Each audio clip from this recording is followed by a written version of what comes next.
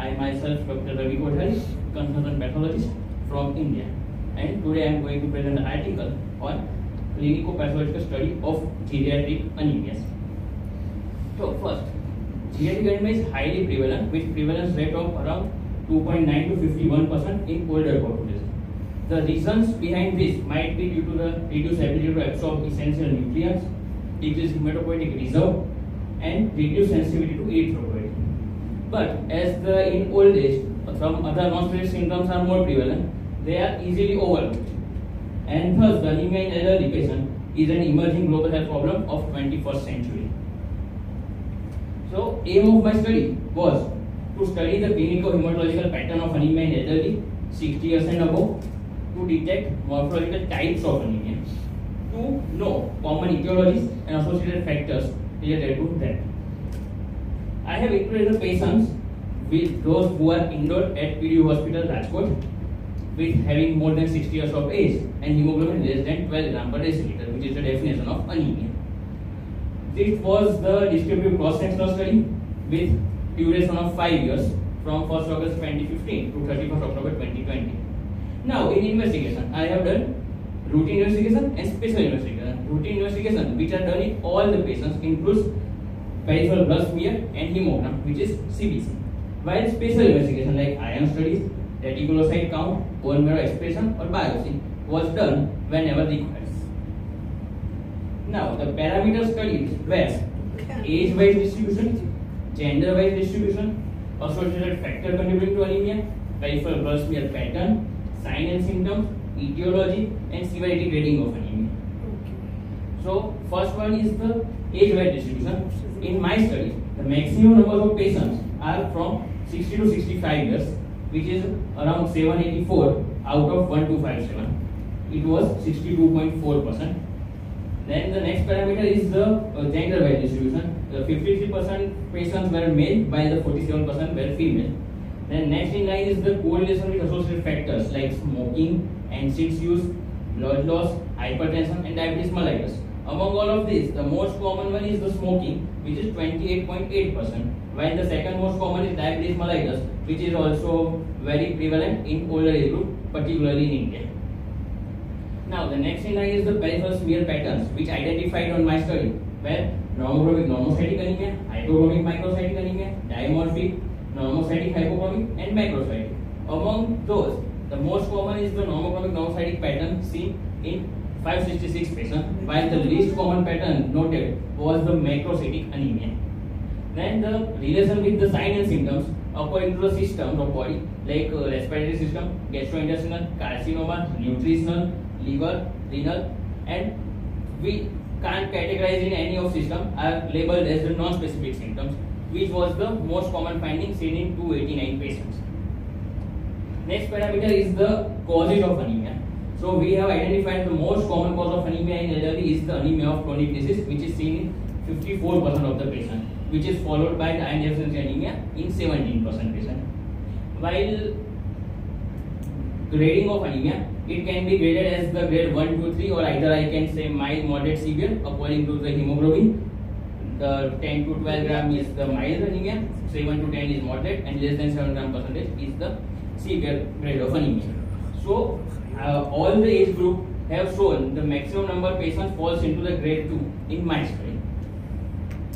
Now, in discussion part, I first would like to discuss the basic pathophysiology in elderly for the anemia. So, in elderly, there is due to various chronic inflammatory processes, there is increase in cytokines like interleukin 1, interleukin 6, and 22. That will lead to decrease in EPO and the increase in hepcidin. Decrease in erythropoietin will lead to erythrophagocytosis and decrease half-life of hematics. While the increased hepcidin will lead to hypocalcemia and retention of iron in macrophage phagocytic system. That will lead to decrease in plasma of iron, which is the effective for erythropoiesis. So both the process ultimately leads to anemia of chronic disease, which was the commonest finding in my study also. Now, this figure shows the role of hepcidin, as the hepcidin is the master regulator for the iron homeostasis. As it works as a double-edged sword. While if the hepcidin level is in excess, it will decrease the iron and it will lead to iron deficiency anemia. But if the hepcidin is decreased, then it will increase the iron, which is actually iron is increased in body, but it's not effective for erythropoiesis. So iron overload with ineffective erythropoiesis, which also ultimately leads to the anemia. Now, I have compared my results with similar studies done in geriatric age group. The first is the gender-wise. In the gender-wise distribution, my study correlates with the study done at the Karad, Maharashtra, Bhavnagar, Pondicherry, and the other study which have more number of female patients are studies done at AIIMS New Delhi, Bhavnagar, Gujarat, and Belgium and Singapore. Now, the maximum affected age groups is found is 60 to 70 years in studies done at Rajkot, also correlates with the study done at Kozhikode, Kerala, Dharwad, Karnataka, and the Bhavnagar, Gujarat. While the one study done at Germany have shown the maximum number of patients in 81 to 90 age group. The reason might be due to the more literacy rate and better healthcare facilities available there. Now, the comparative study with the causes. I have seen the most of the studies showing the most common cause of anemia is the anemia of chronic disease, like all done at the Gujarat, Kerala, Singapore, Canada, and Belgium. Now, according to the grading of anemia, my study I have found the maximum number of patients in moderate grade of anemia, which correlates with the study done at the Belgium in 1992.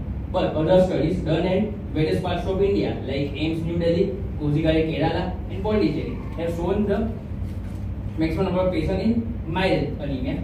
This might be due to the increased literacy rate of their particular area and the better healthcare facilities. As I belong to Rajkot, Gujarat, maximum number of patients come from the rural areas, so they are more delayed to get to the healthcare facilities. Now, the associated comorbidities like GI disorders, liver, renal, respiratory, carcinoma, and arthritis. Among them, the most common found in my study was respiratory, which correlates with the study done at Mysore and the Singapore, while studies done at Dharwad, Karnataka, and Germany shows the renal involvement more commonly.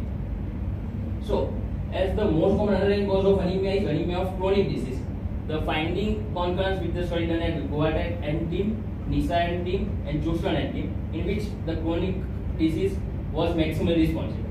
While we are discussing hematological malignancy, chronic myeloid leukemia or ICML CML was present in 10 patients of my study, which is around 0.8%, which correlates with the study done by Kiran and team, in which 1% was noted.